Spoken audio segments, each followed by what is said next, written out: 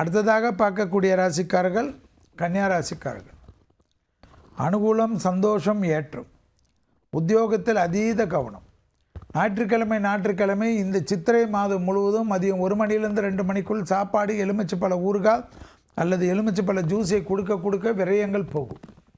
இல்லையென்றால் திடீரென்று விலை உயர்ந்த பொருள்கள் கையாள்வது எப்படி என்று தெரியாது, களவு போகிறதுக்கு உண்டான அமைப்பு ஏற்படுவது, மன அழுத்தம் ஏற்படுவது, சுபவிரயம் என்று எதிர்பார்த்தால் கடைசியாக ஏல வாங்கி பியில் கொடுத்து, பியில் வாங்கி சியில் கொடுத்து, சியில் வாங்கி டியில் கொடுத்து மாட்டிக்கொண்டு முழிக்கக்கூடிய அமைப்பு கன்னியாராசிக்காரர்களுக்கு ஏற்பட்டுவிடும். விரயம் மட்டும்தான் காணப்படுகிறது. எனவே விலை உயர்ந்த பொருள்களை கையாளக்கூடிய கன்னியாராசிக்காரர்கள் அதீத கவனமாக இருப்பது முக்கியம். அலர்ஜி, சளி தொந்தரவு, கால்வலி, முட்டி வலி போன்ற லக்னாதிபதியுடைய நீச்சம் மிக கவனம். குடும்பத்தில் அந்நியர் தலையீடு, பிறர் குடும்ப விஷயத்தில் உங்களுடைய தலையீடு கூடாது. அதேபோல் உத்தியோகம், தொழில், வியாபாரம், படிப்பு சம்பந்தப்பட்ட விஷயத்தில் மிகப்பெரிய ஏற்றத்தை பெறக்கூடிய ராசிக்காரர்கள் கன்னியா ராசிக்காரர்கள். தொழிலில் மிக அபிருதமும் சந்தோஷமும் காணப்படும். பெரிய அளவுக்கு பண வரவு வருவது நம்பிக்கையும் சந்தோஷத்தையும் ஏற்படுத்தி கொடுக்கும் கன்னியா ராசிக்காரர்களுக்கு. முதலீடுகளுக்கு குறைவு இருக்காது.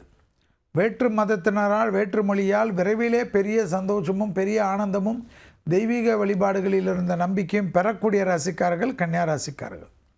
தெய்வ வழிபாடில் இருந்த தடைகள் நிவர்த்தி ஏற்படும். தொடர்ச்சியாக நன்மைகள் வருவதற்கும் அணிவகுத்து வருவதற்கும் நீங்கள் உஷாராக இருந்து அதுக்கு முன்னெடுப்பது நன்மை.